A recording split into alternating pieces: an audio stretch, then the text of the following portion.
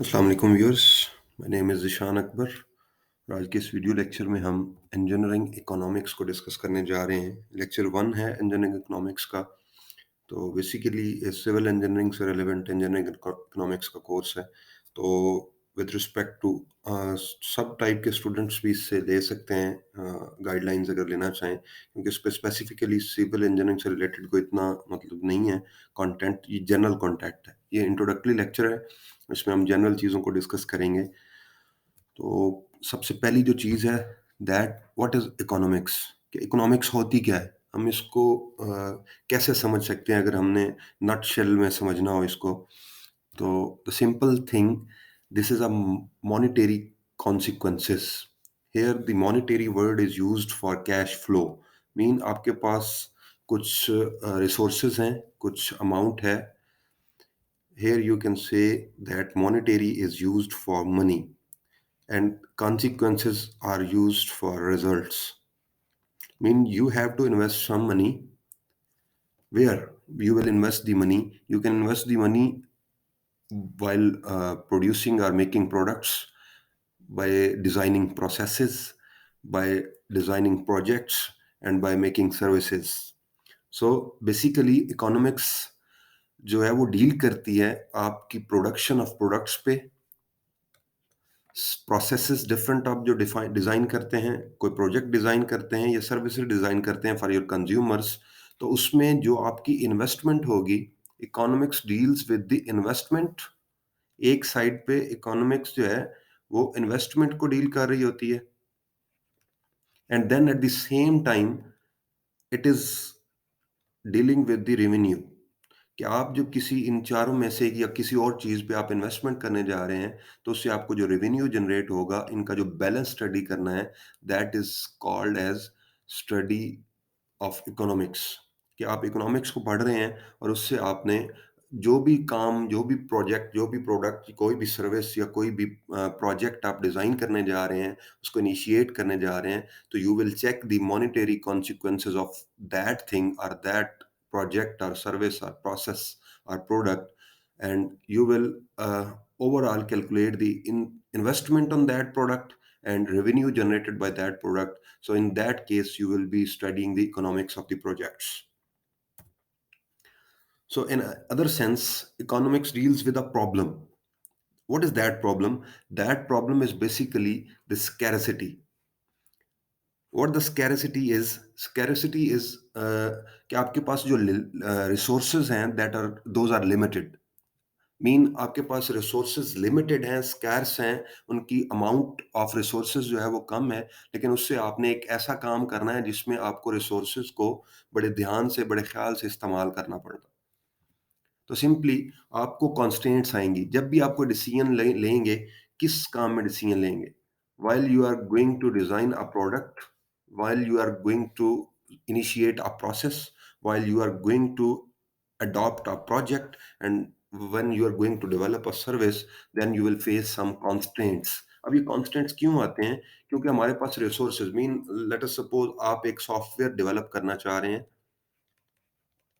अपनी किसी भी प्रोजेक्ट के लिए या किसी भी इदारे के लिए, किसी भी इंस्टीट्यूट के लिए या किसी भी अपनी फर्म के लिए। उस प्रोजेक्ट की जो कॉस्ट है वो आप नहीं जानते हैं, लेकिन जब आप किसी सॉफ्टवेयर इंजीनियर या किसी ऐसे वेब डेवलपर के पास जाएँगे या किसी सॉफ्टवेयर इंजीनियर के पास जाके आप उससे कॉस्ट पूछते हैं, तो वो आपसे कहते हैं जी आपकी जो कॉस्ट होगी दैट विल बी $500। अब $500 कॉस्ट मीन्स कि ये आपका कॉन्स्ट्रेंट है। मीन वो बंदा आपको बता रहा है कि if you want to develop this software then you will have to apply $500, but you come to know at the end that आपके रिसोर्सेज $500 से कम है। मीन आपके पास जो इन्वेस्टमेंट है, तो आप वो $500 इन्वेस्ट नहीं कर सकते इस सॉफ्टवेयर को डेवलप करने में। तो ये एक कॉन्स्ट्रेंट है आपके लिए कि आपके पास उतनी अमाउंट मौजूद नहीं है आपके वैलेट में या आपके अकाउंट में कि आप इस सॉफ्टवेयर को डेवलप कर सकें। Then what will happen? Then you will relate economics with this problem, कि आपने अब इकोनॉमी को स्टडी करना शुरू कर देना है कि is there any possible another possible software that can be develop below 500। Let us suppose आपका जो बजट है दैट इज $300, तो आप उस सॉफ्टवेयर इंजीनियर को बताओगे कि I have an a budget of $300, तो आप इसमें डेवलप कर सकते हैं। अब ये उस सॉफ्टवेयर इंजीनियर के लिए कॉन्स्टेंट बन चुकी है कि उसने आपको ऐसे गाइड करना है, because he is a developer, तो उसने आपको गाइड करना है कि हाँ जी, $300 में सॉफ्टवेयर तो डेवलप हो जाएगा, लेकिन उसकी ये लिमिटेशंस होंगी। Now this is constraint for you. आप पहले एक कॉन्स्ट्रेंट आ रही थी, आपकी मर्ज़ी के मुताबिक एक सॉफ्टवेयर बनना था, उसपे जो इन्वेस्टमेंट थी वो $500 थी, आपके पास $500 नहीं थे, आपका बजट $300 था, तो ये आपके लिए कॉन्स्ट्रेंट थी एक, पहले स्टेप में। नेक्स्ट स्टेप ये था कि आपने उस सॉफ्टवेयर डेवलपर को ये बताया कि मेरे पास जो फंड है that is $300, now you have to develop a software.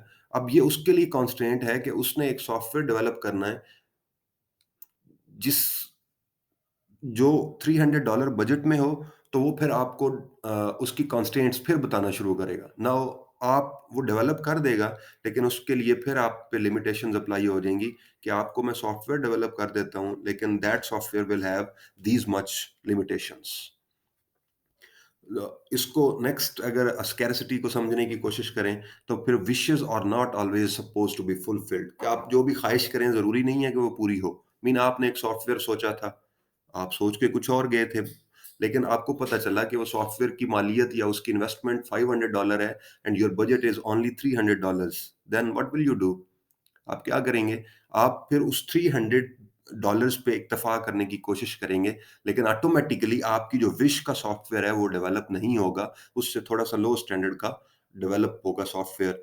तो इट मीन्स कि अगर हम इससे इकोनॉमिक्स को डिफाइन करना चाहें, so the economics is the study of choices. जब आपने डेवलपर को जाके बताया कि मेरी ये चॉइस है, तो उसने आपको अपना बजट दिया कि हम मैं $500 में ये काम कर सकता हूँ। Then you told him that कि मेरा बजट जो है वो $300 है, मैं इसमें चाहता हूँ कि आप एक सॉफ्टवेयर डेवलप करें। तो ये उसके लिए एक चॉइस थी कि आप 300 में करें, 500 मैं आपको नहीं दे सकता। तो फिर उसने चूज़ किया कि मैं आपको सिस्टम डेवलप कर देता हूँ, लेकिन उसमें ये लिमिटेशंस होंगी। Now it is your choice, either you adopt that low grade software और you want to go with your original software. अगर आप उस ओरिजिनल सॉफ्टवेयर को जो आपने सोचा है, जो आपकी विश है, this is your wish, but this जो अब सॉफ्टवेयर डेवलप होगा, दिस इज द चॉइस, कि ये चॉइस बाय फोर्स है, चॉइस बाय रिसोर्सेज है, कि आपने रिसोर्सेज की स्कैरसिटी थी, आपके पास फंडिंग उतनी अवेलेबल नहीं है, तो आप स्कैरसिटी ऑफ रिसोर्सेज को माइंड में रखेंगे, then you will choose some specific और some feasible thing, then this study is known as economics. This is a study of choices. With choices, these are economic. देखें, पूरी study के अंदर सिर्फ एक ही प्रॉब्लम है, that is of investment. Dollars का issue है कि आपके पास डॉलर्स जो हैं वो लिमिटेड हैं, लेकिन आपकी जो सॉफ्टवेयर की डेवलपमेंट है उसको अनलिमिटेड या आपकी लिमिट से ज़्यादा डॉलर्स चाहिए। तो स्कैरसिटी को समझने के लिए एक लाइन है, the excess of human needs, कि आपकी जो ज़रूरतें हैं वो ज़्यादा होती हैं, they are more, the more human needs over what can be produced by the resources, कि आपके पास जो रिसोर्सेज हैं, मीन लास्ट जो हमने स्लाइड देखी, उसमें जो आप सॉफ्टवेयर डेवलप करवाने गए थे, वो आपकी आपकी पॉकेट जो है, आपका बजट जो है उससे आउट है, mean this is excess of your need over what can be produced, और आपके पास जो प्रोडक्शन है दैट इज ऑफ $300। आपका बजट $300 का है, लेकिन आप सॉफ्टवेयर ऐसा डिमांड करके बैठे हैं जिसकी जो वैल्यू है वो $500 की है। तो this will produce the issue of scarcity, कि आपके जो रिसोर्सेज हैं वो लिमिटेड हो चुके हैं। अब आपने $300 के साथ काम करना है, सॉफ्टवेयर डेवलपर आपको 500 वाला सॉफ्टवेयर $300 में डिज़ाइन करके नहीं देगा, डेवलप करके नहीं देगा। तो इसको समझने के लिए एक सिंपल एग्जांपल है, यहाँ पे अगर आप देखें, this is a balance, beam balance. तो इसमें आपकी ये जो चीज़ें हैं ये आपकी विशेस हैं, they are more, you can say the inclination of this balance on the left side. तो आपकी विशेस, दे आर मोर। पहले हमने कहा है कि wishes are not always suppose to be fulfilled, और यहाँ पे आपके रिसोर्सेज हैं। अब आपकी ख्वाहिश क्या हो सकती है? You want a plenty of food, you want plenty of fun, you want infinite travelling, you want a beautiful home, you want a costly car, you can be addicted of drugs or something like of your choice, you can be addicted of jewelry, etc., but they are virtually limitless human wants. These All of these needs cannot be fulfilled if your resources are limited. And those resources include occupation of land, labor, capital, or enterprise. Because if your resources are limited and your needs are unlimited, then there will be imbalance. Means your resources are limited. It means that you have to keep your resources in mind when you are going to think about anything or any design criteria, or when you start thinking anything which deals with economics. Right side पे ये figure है, इसमें अगर आप देखें तो scarcity is always at lower level. Mean scarcity आपको एक लिमिट में लेके चली जाती है कि आप इस लिमिट के अंदर, इस सर्कल के अंदर रह के काम कर सकते हैं, while your wishes are abundant. तो आप अबंडेंस को कभी इसको आप कैप्चर नहीं कर सकते। You will go with this one. Here in this case you will go with this one. आप इसके साथ गुजारा नहीं कर सकते हैं, इसके साथ आपका सिस्टम जो है वो रन नहीं कर सकता। Because for unlimited wishes you need unlimited capital, you need unlimited resources, you need unlimited land resources. That may be labor, that may be capital, that may be enterprise. So to understand this scarcity, I have included an example of if you want to buy a BMW car. तो BMW car की जो value है इस time, that is $10,000. Today the value of BMW car is $10,000, but your monthly income is $1,000. Now the question is, can you buy this car? The answer is no. Why? Because your income is limited, your income is scarce as compared to the value of car. So maybe it is possible for you to buy this car after 10 to 12 months, or 10 or 2 years or 3 years. Then you will see a hike in the price of the car. Let us suppose after 2 years this car will be of $15,000. Then you will again face the scarcity of resources. Another example may be that, let us suppose you are going to design a product, you are going to obtain a product, or you are going to design a project, civil engineering project or any other project, where 1,000 workers are required. But at the spot, at the time, आपके जो resources हैं वो limited हैं, and you have only 100 workers available with you, then can we make this product? The answer will be no, because our resources are scarce. हमारे जो resources हैं वो limited हैं, वो इस काबिल नहीं हैं कि वो हमारी ज़रूरत को पूरा कर सकें। तो फिर आप क्या करेंगे? क्या आप वो प्रोडक्ट नहीं बनाएंगे? ऐसा नहीं है। Then you will move towards studying the economy. कि आप इकोनॉमी को स्टडी करेंगे और कोशिश करेंगे कि मैं इसको फिगर आउट करूं, इस सॉल्यूशन को किसी ना किसी तरह, मतलब इस प्रोडक्ट को किसी ना किसी तरह मैंने ऑब्टेन तो करना है, but it is your wish at the spot. अभी आप इसे नहीं कर सकते, लेकिन at a later stage you can accomplish this. So in economics कभी भी आप एक प्रोजेक्ट दिमाग में नहीं रखते। You have to you have to keep several ideas in your mind. Mean, let us suppose we have two designs for every product we are going to design, for every project we are going to start, or for every service we are going to develop. For every product, project and service, you must have minimum of two designs. And think, what will be the question? Which design, which project, which product, or which surface is cheaper and its life is longer as compared to other services? So there are two possibilities. One of them, you have minimum of two designs. So one design mean, let us suppose you have A design and a B design. So two designs there are A and B. So first design is A, and that is cheaper to build. Mean we can construct or we can make them easily, and we will invest a little bit amount of money on that project or product or service. But on the other hand, the other may be cheaper to operate. Mean you have invested a lot of things on that thing, or you have invested little funds and or more funds on it, but you cannot operate it easily. So for this, I have included an example. See the a small home or house on left hand side. You can see that this house or home has no roof on it. This is under construction. At this stage, if we stop the work on this project, then it will be cheaper. because we will not be including the cost of the roof or cost of the roof installation of this project, but this is cheaper. And if there is a rainfall after the construction of this building, then what will happen?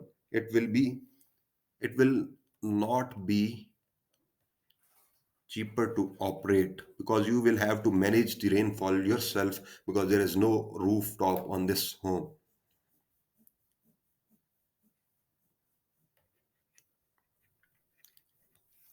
Now, if we go to the example of this house, then we can see that this house has a proper roof constructed on it, but its estimation or its cost is more as compared to the house on the left side. So it is not cheaper to build. We have invested a lot of money, हमने इसको build करने में बहुत ज़्यादा investment कर दी। इसको build करना या इसको बनाना चीपर नहीं था, मतलब उसको हम कम रिसोर्सेज़ से बना नहीं सकते, but it is cheaper to operate. लेकिन अगर आप इसके अंदर मौजूद हैं और बाहर से कोई भी कैलेमिटी होती है, कोई भी मसला होता है, तो इसमें आप बैठे सेफ हैं, so this is cheaper to operate. Same आप किसी 2 एक लोअर लेवल की और एक अपर लेवल की गाड़ी का कंपैरिज़न कर लें, तो इसी तरह की examples infinite examples unlimited number of examples जो हैं इससे डिराइव की जा सकती हैं इसको समझने के लिए। Next is the time value of money. What is time value of money? Simply, it can be explained with a one line that having done $1 today is better than the same in the coming year or 10 years. कि अगर आपके पास $1 आज है, that is far more better than having $2 after 1 year or after 10 years. Mean as soon as possible you get the money, you will be flourishing successfully. तो simply कि अगर आपके पास पैसा है अभी, तो आप उसे इन्वेस्ट करके उससे इंटरेस्ट या अपनी इनकम को इंक्रीज कर सकते हैं। तो it means the sooner is more valuable. जितना जल्दी आपके पास कोई रिसोर्स आता है, उतना ज़्यादा उसकी वैल्यू होती है।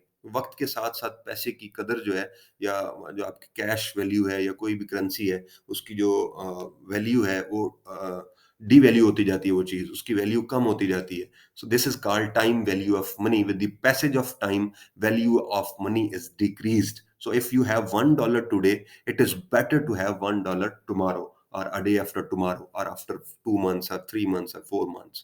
तो आपके पास जो आज डॉलर है उसको आप इन्वेस्ट करें, तो आप उससे इफ़ेक्टिवली अपना काम जो है वो उसे कंप्लीट कर सकते हैं। तो इंजीनियरिंग के अंदर इसको समझने के लिए कि आप टाइम वैल्यू ऑफ मनी को इंजीनियरिंग में कैसे अप्लाई करते हैं, तो this is the engineering economics. Economics का इंजीनियरिंग के साथ रिलेशन है, तो इसे एक लाइन में है कंपैक्टेड कि अगर एक इंजीनियर जो है वो अपने आर्ट को यूज़ करता है, that he can do well with $1 what any bungler can do with 2 after a fashion. तो मतलब वो अपनी कोई भी एफिशिएंसीज़ दिखा के तो $2 में करके देगा कोई भी काम, तो बेहतर है कि कोई भी इंजीनियर उसे $1 में कर ले। मतलब कोई भी नॉन प्रोफेशनल बंदा उस काम को तो अच्छा कर लेगा, लेकिन हो सकता है वो इकोनॉमिकल ना हो। तो engineer has a duty to do a work a same that a burglar can do, but you have to do in $1 if he is doing in $2. Simply, you will adopt the economical solution.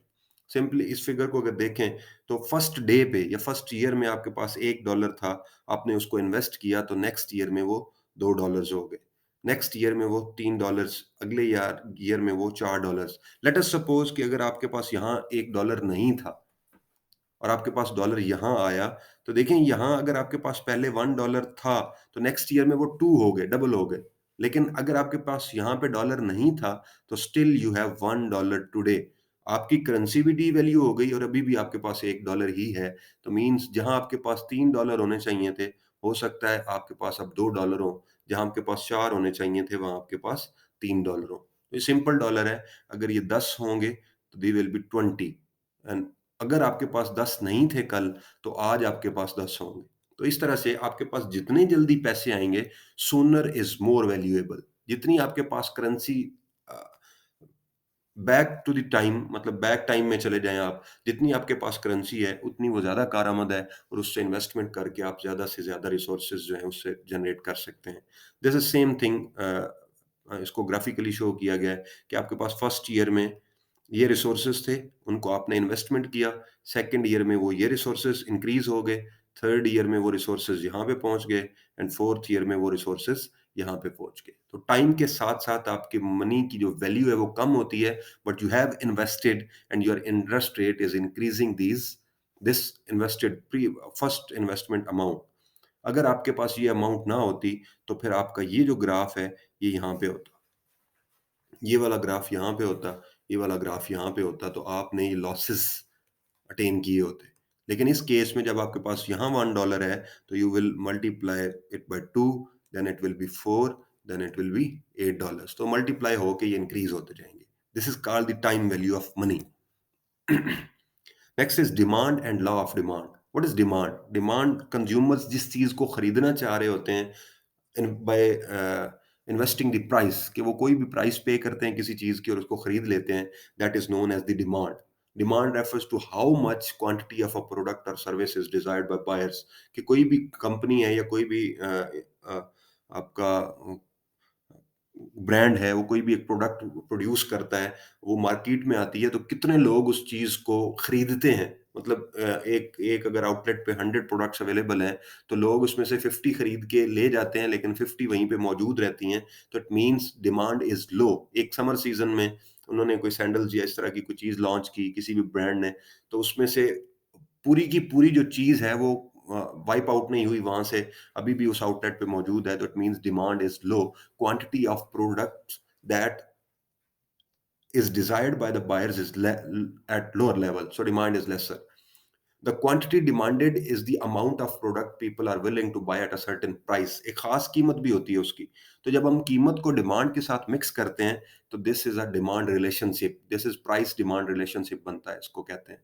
Next is law of demand. Simply एक idea है कि जैसे जैसे price लो होगी, तो you can see that जब sales का season होता है, तो उस टाइम पे जब ऑफ सीजन चल रहा होता है, तो सेल का सीजन लगते हैं, तो उस पे उनकी जो प्रोडक्ट्स हैं उनकी वैल्यू लो होती है, तो उनकी डिमांड में इंक्रीज हो जाती है। मोस्टली आउटलेट्स पे ये होता है कि आपको स्पेसिफिक चीज़ें मिल जाती हैं, आपके अपने साइज़ की चीज़ स्कैर्सली खत्म हो जाती हैं।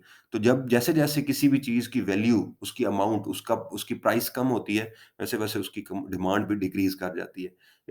It can be seen in this graph कि अगर आपकी एक चीज़ है, प्रोडक्ट है, उसकी प्राइस $5 है, तो उसकी जो डिमांड है दैट इज़ 100 प्रोडक्ट्स, कि $5 पे 100 प्रोडक्ट्स पर डे सेल होती हैं। नेक्स्ट टाइम पे आप उसी चीज़ की नेक्स्ट डे में, 1 दिन के अंदर आपने उसकी वैल्यू $5 रखी, तो प्रोडक्ट्स की सेल 100 थी।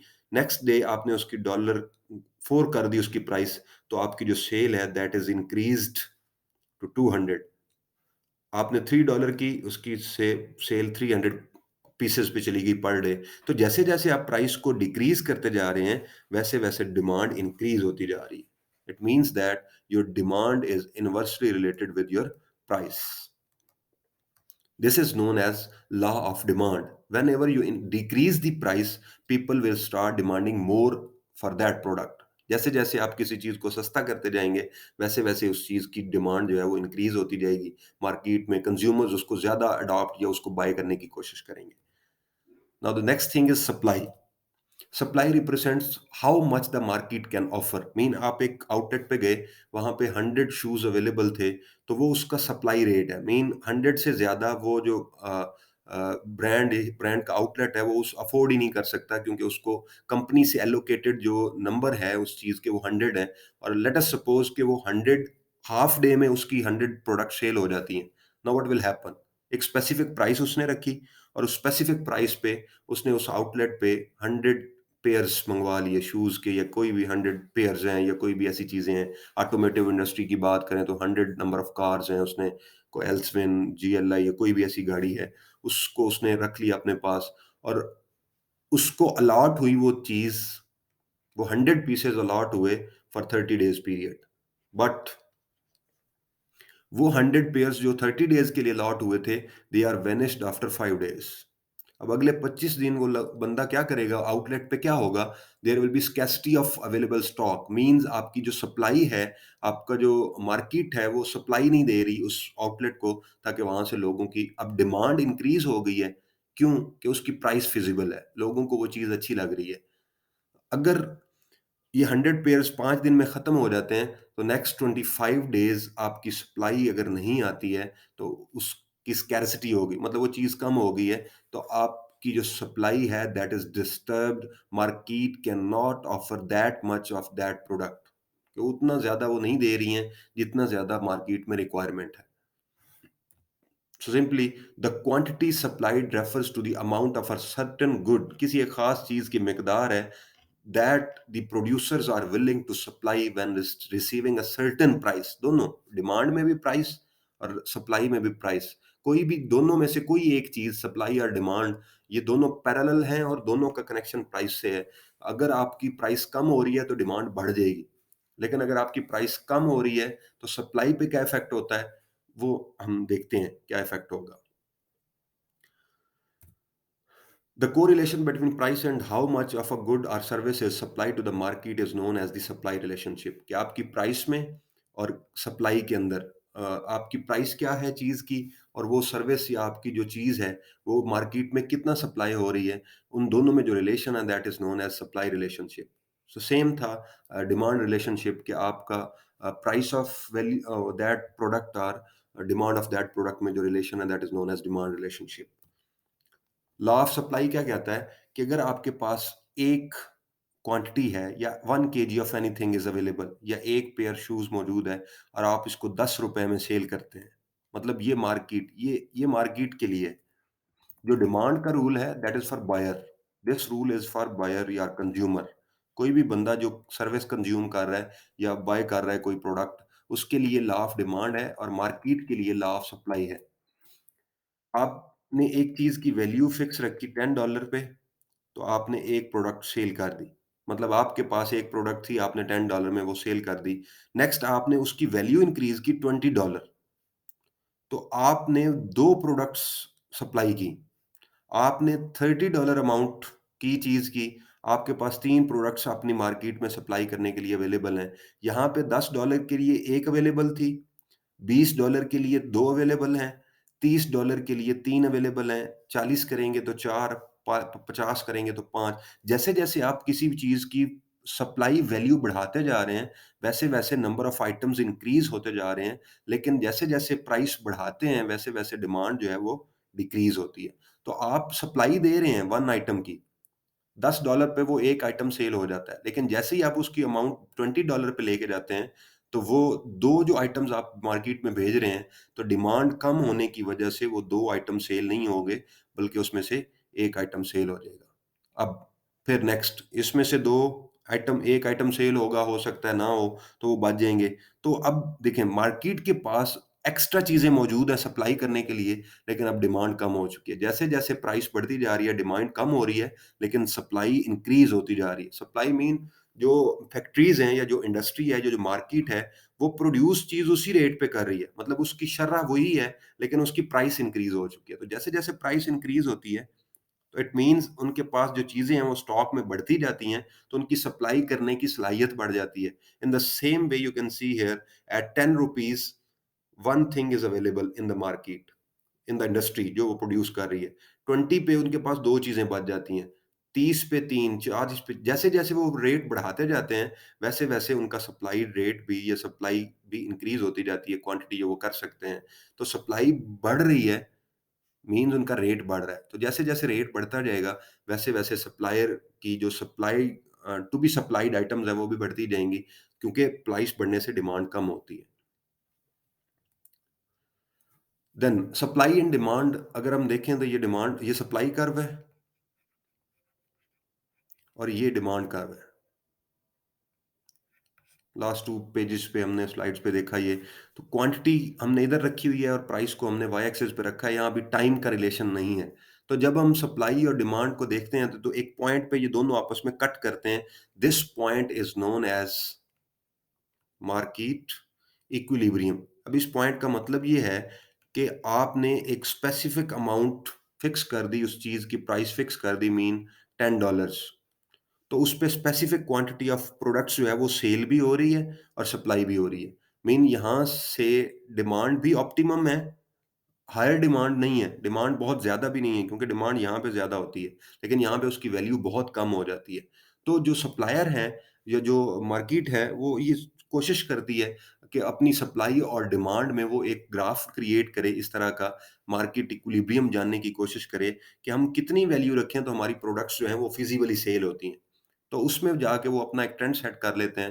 लेट अस सपोज एक बाइक है या कोई चीज़ है, वो $10 पे अपनी फिजिक शो करती है, मतलब उसमें अपनी एक फिजिकल इक्विलिब्रियम नज़र आता है उनको कि हम जितने जो अपनी प्रोडक्ट्स हैं वो मार्केट में बेचते हैं, हमारे रिक्वायर्ड टाइम के अंदर नई खेप आने तक या नई चीज़ें आने तक वो अमाउंट जो है वो सेल हो चुकी होती है और हम नई चीज़ जो है मार्केट में सप्लाई कर देते हैं। मीन 100 पीसेज़ हर 100 मोटरसाइकिल्स उन्होंने सप्लाई किए और 1 महीने के बाद 100 आने थे, तो 1 महीने में वो 100 सेल हो जाते हैं, तो it means they are in equilibrium, तो उनकी मार्केट इक्विलिब्रियम में है।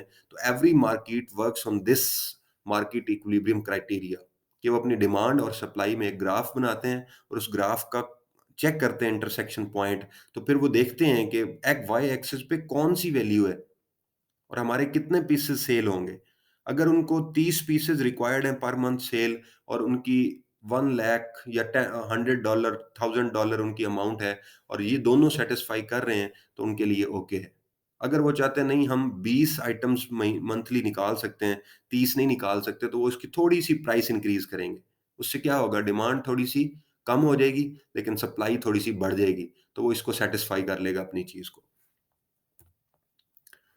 नेक्स्ट सरप्लस एंड शॉर्टेज है। जब आपकी डिमांड बढ़ती है तो चीज़ों की शॉर्टेज हो जाती है और डिमांड कब बढ़ती है? जब आपकी सप्लाई कम हो और चीज़ों का रेट कम हो। रेट कम हो ऑटोमैटिकली प्राइस कम होगी तो शॉर्टेज हो जाएगी और सरप्लस का मतलब है कि आपकी सप्लाई ज़्यादा हो गई और डिमांड कम है।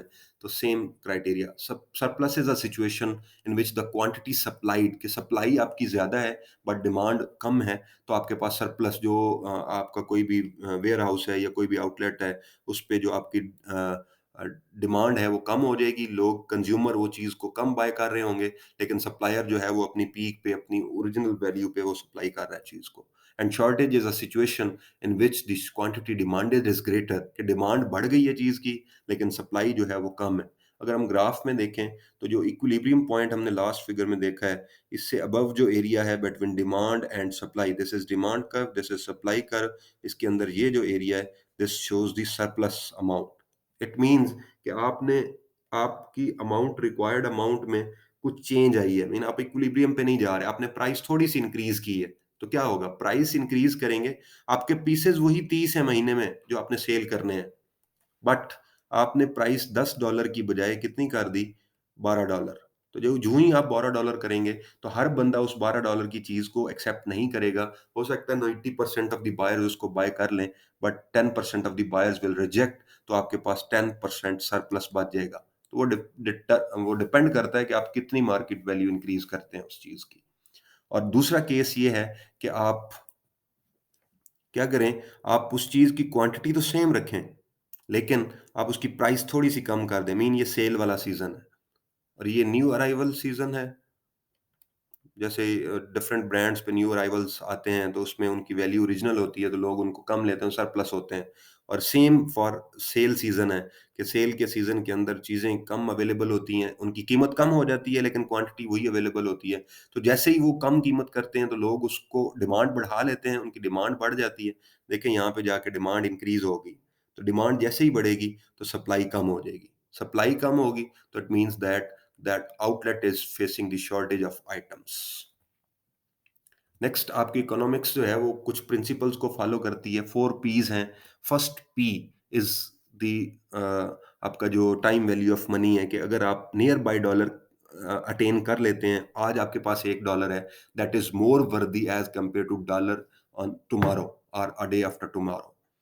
Next principle is all that count is the difference among alternatives. तो आपने अगर दो डिजाइन लिए हैं, दिमाग में सोचे हैं जो हमने पहले देखा था, तो उनमें से आप देखेंगे कि इन दोनों अल्टरनेटिव्स जो दो डिजाइन हम ले रहे हैं, इनमें से चीपर टू यूज कौन सा है एंड चीपर टू बिल्ड कौन सा है। चीपर टू अडॉप्ट, हम किस चीज को आसानी से बना सकते हैं और किस चीज को आसानी से इस्तेमाल कर सकते हैं, दोनों में आप डिफरेंट चेंज देखेंगे कि कौन सा इफेक्टिव है इकोनॉमिकली, देन आप उसको अडॉप्ट करेंगे अकॉर्डिंग टू इकोनॉमिक्स। फिर marginal revenues must exceed marginal cost कि अगर आपकी एक चीज पे कॉस्ट है $100, लेट अस सपोज $100 कॉस्ट है और उसकी सेल प्राइस है $150, देन आप कहते हैं इसमें थोड़ी-सी वेरिएशन करते हैं, उसका अपडेटेड वर्ज़न बनाते हैं 1 टल $10 इन्वेस्टमेंट से और आपका जो वो सेल प्राइस है दैट इंक्रीज़ेस टू $170। अब यहाँ पे जो आपका मार्जिन था दैट वाज़ $50। अब यहाँ पे जो आपका मार्जिन है दैट इज़ $60। तो आपने जो इन्वेस्टमेंट की है वो $10 इंक्रीज़ हुई, लेकिन आपका जो प्रॉफ़िट है वो भी $10 इंक्रीज़ कर रहा है। तो आपका जो मार्जिनल रेवेन्यू है that is exceeding the marginal cost. जो आपकी मार्जिन कॉस्ट है वो $10 आपने मार्जिन डाला है इसमें और लेकिन आपका जो रेवेन्यू है दैट इज़ इंक्रीज़्ड आल्सो $10 या इससे ज़्यादा भी हो सकता है। तो जब भी आप किसी चीज़ पे मार्जिनल वैल्यू कोई कॉस्ट अप्लाई कर रहे हैं, तो उसका जो रेवेन्यू है या उससे जो बचत आपको आ रही है, जो उसका मुनाफ़ा आ रहा है, वो भी ज़्यादा होना चाहिए as compare to investment. Then additional risk is not taken without the expected additional return कि अगर आपको ये तवक्को ना हो, आपको ये उम्मीद ना हो कि आप किसी रिस्क को लेके उससे कोई फ़ायदा लेंगे, तब तक आप उस रिस्क को अडॉप्ट नहीं करते। आप एडिशनल रिस्क कभी भी नहीं लेते, कोई भी एडिशनल टास्क अपने ऊपर नहीं हावी करते या अपने प्रोजेक्ट पे, अपनी प्रोडक्ट पे, अपने प्रोसेस या किसी भी सर्विस पे नहीं लगाते, जब तक आपको इतना एक्सपेक्ट ना हो जाए, आप ये अंदाज़ा ना लगा लें कि इससे मुझे कोई ना कोई एडिशनल रिटर्न मिलेगा, इससे कोई ना कोई फ़ायदा होगा। This was all about the first lecture of engineering economics. See you in the next lecture. अगर आपको मेरी वीडियो पसंद आए तो मेरे चैनल को ज़रूर सब्सक्राइब करें और बेल आइकन को प्रेस करें ताकि आने वाले लेक्चर्स से आप कनेक्टेड रहें। Thank you very much. Take care. अल्लाह हाफ़िज़।